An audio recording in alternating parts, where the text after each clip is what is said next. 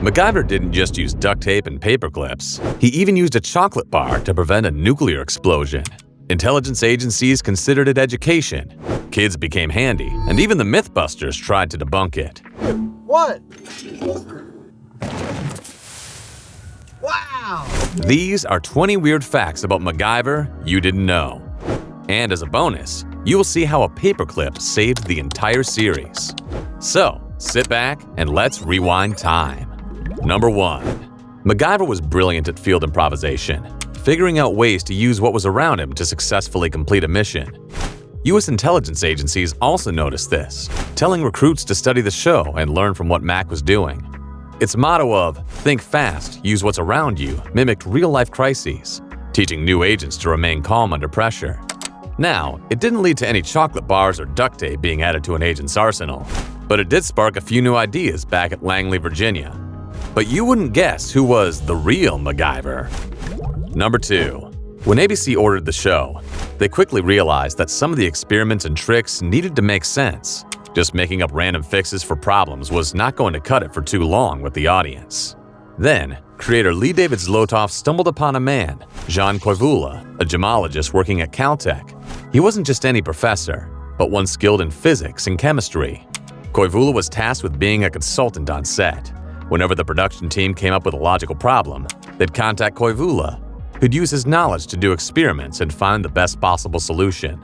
He'd provide the solutions, usually omitting a step or two to prevent those at home from blowing themselves up, much like the infamous chocolate scene. Number 3. In one of the most iconic scenes, MacGyver stumbles upon a sulfuric acid leak. Without anything useful around him, he turns to a chocolate bar, using it to plug the hole and preventing any sulfuric acid from seeping out.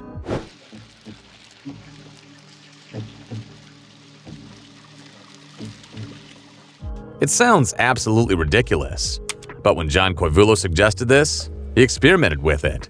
He found that the fats and sugar in the chocolate would slow down the corrosion caused by the sulfuric acid, essentially buying Mac enough time to get away. In reality, this wouldn't last minutes like in the series, but it would stem the corrosion for a few seconds if needed. Still, not something recommended for you to try at home. Number 4. Throughout the first few seasons, everyone simply knew him by his nickname, Mac, or MacGyver for those who want to sound more accurate. No one ever got to know his first name, and by season 7, fans grew more and more curious. It was later revealed to be Angus, but Paramount Pictures didn't even know that he had gone off script. Richard Dean Anderson chose the name because he saw it on a trip to Vancouver.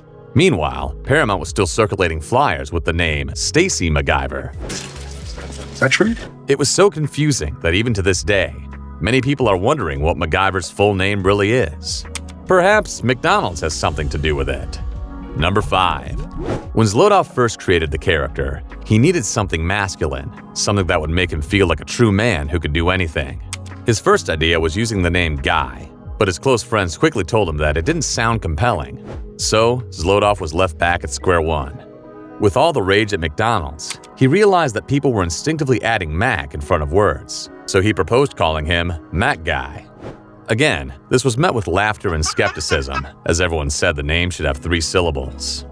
After some back and forth, they finally settled on the name MacGyver, and the rest was history. Number 6.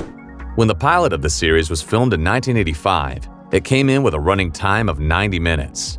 This was extremely long for an opening episode, and when executive producer John Rich saw this, he immediately wanted it cut down. So, Rich spent the Easter holidays cutting it down by 30 minutes. But upon seeing this, director Gerald Freeman still believed it was dreadful and would be an utter failure. In fact, he insisted on having his name removed from the credits, with the name Alan Smithy being displayed instead of Friedman. But the acting of Richard Dean Anderson would save the production. Number 7. MacGyver is known for his brains and bravery, but this wasn't just a fictional character on screen. What are we doing? I'll tell you later! He was just as brave as the character he was portraying, jumping off cliffs while hanging from helicopters. But this proved to be dangerous, and Anderson paid the price. In one scene, he miscalculated a jump, landing on the ground, knocking himself unconscious, and requiring medical treatment. The producers insisted that he use a stunt double, but Anderson refused. He continued performing almost every stunt, leading to numerous injuries, making that limp or pain on his face more than acting, but the reality of what he experienced. Number 8. There are less than 4,000 black rhinos alive in the wild. Unless something is done, the current rate of killing will make them extinct by the year 2000. In one scene, MacGyver trails a friend, Billy Colton, back to Africa, where he bears witness to the brutal slaughter of a black rhino. He quickly joins a group of activists to help stop the poaching of rhinos, stating they would be extinct by the year 2000. The scene was brilliant, but received massive backlash from fans. Many called in condemning the creators for victimizing such a poor animal, and even threatened to boycott the series. So, the producers quickly had to explain that it was a stunt, and about $40,000 was spent to create a fake rhino for the scene.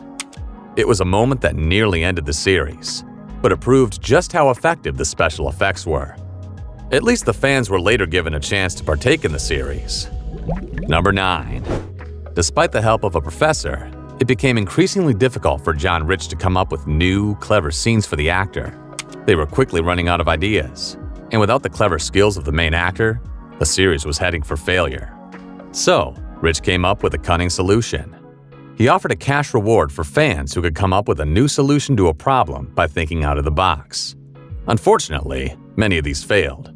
Aside from one that would become iconic, one that proved successful saw a fan submit a proposal that cracking an egg into the radiator would solve a leaking problem. So, the producers tried it, and to everyone's surprise, it worked. But it did allow fans to come up with a few solutions of their own. Number 10. From the start of the series, MacGyver's disdain for guns was apparent.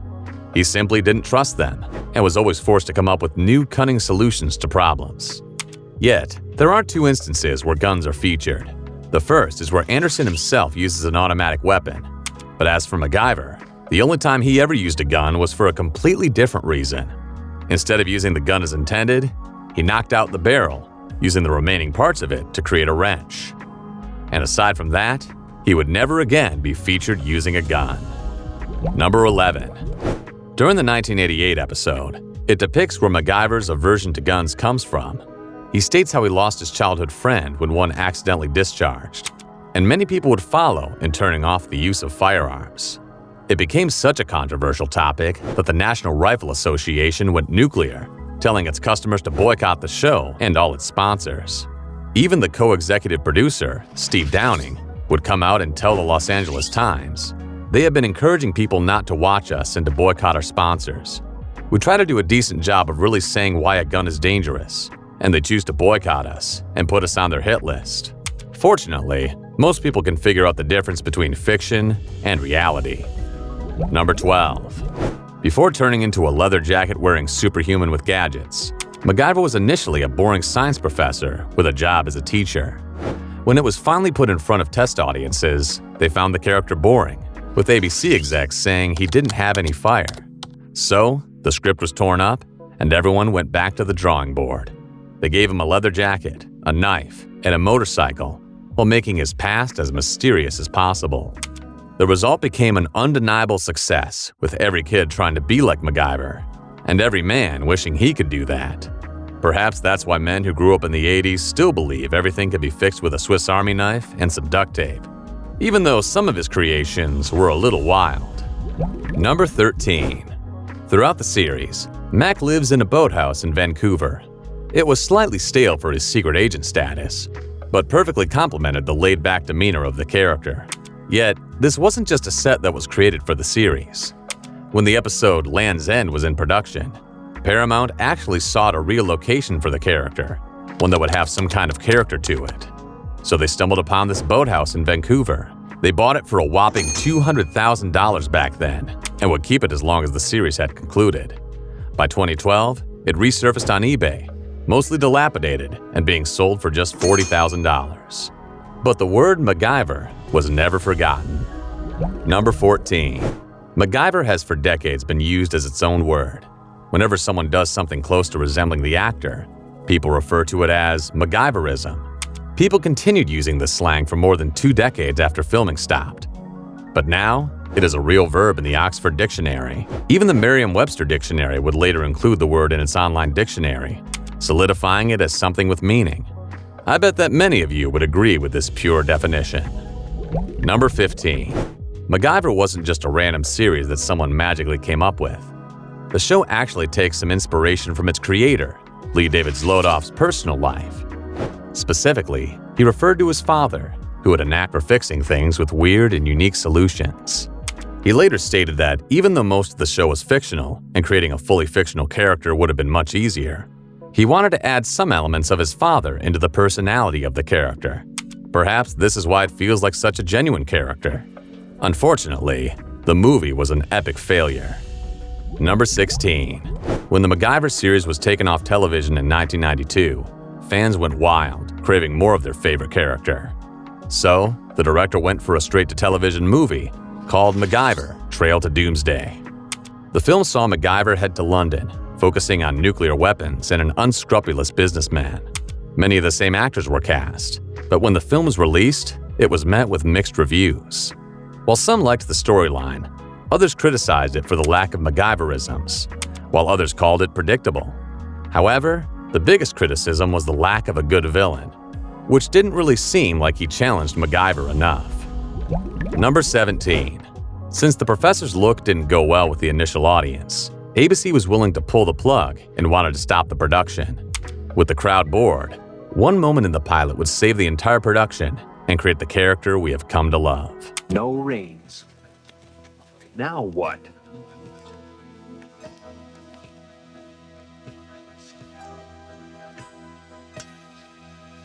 Had it not been for this single scene, the entire show would likely have been scrapped. But the moment lifted the entire room, doing something that had never been done before on television. So, the show was given the green light. Number 18. Despite most of the show being filmed in Southern California, it is not where the majority was filmed. The first 2 seasons were largely produced around the Los Angeles area, but booking time and finding locations quickly had the budget spiral out of control. It became so expensive that the director and studio wondered whether it was even worth continuing. Then, they changed the location, moved to Canada, and filmed in Vancouver for the next 3 seasons. Not only did it cut some of the costs, but the series continued to do well in the ratings. However, they returned to California for the 7th and final season of filming. Number 19. When you think of MacGyver, the first tool that comes to mind is the Swiss Army knife. It is also the same knife he used throughout the series.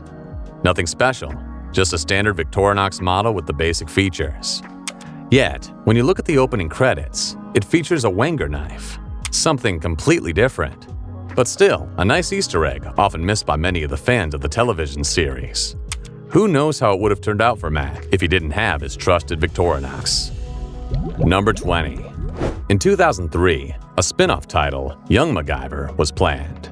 It was originally imagined that a younger version would portray the main character, focusing on his upbringing and revealing some of the mystery of his backstory. The series never got approved and would simply remain an idea until 2016. Peter M. Lenkov came up with the idea of rebooting MacGyver and having it appeal to younger, more modern audiences. The new series reinvented everything, including the premise. Now Mac had a team, including a boss, almost giving him a 007 feeling. CBS even brought in James Wan, the mastermind behind Furious 7, and the television series became an instant classic. Later, it even got its own parody in MacGruber, almost like Star Wars, which had a very interesting parody of its own. Make sure to check out this video to see what you didn't know about Mel Brooks in Spaceballs.